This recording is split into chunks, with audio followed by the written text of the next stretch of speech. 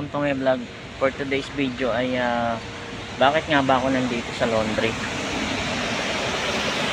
Bakit nga ba, no? Kasi ganito yun.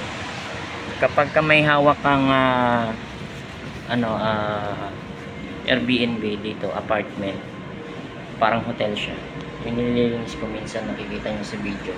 Kami yung nagpapa-laundry para ipa-dryer yan, para mabilis. Tapos yung pangpalit namin, yan yung ipapalit din namin sa pag nag-check out na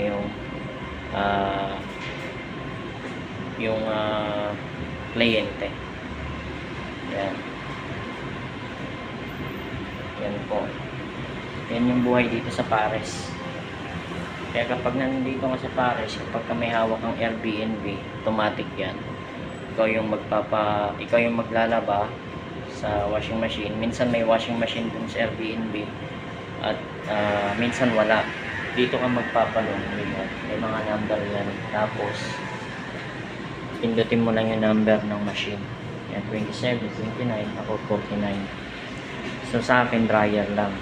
Kasi may washing machine dun habang naglilinis ako. Kaya ngayon, hinihintay ko na lang siya matapos. Tapos pagkatapos niyan, tutupiin ko lang.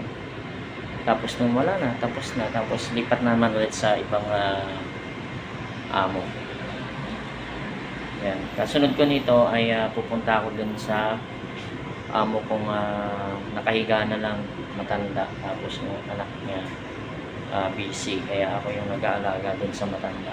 So follow po more para sa mga iba pang mga videos.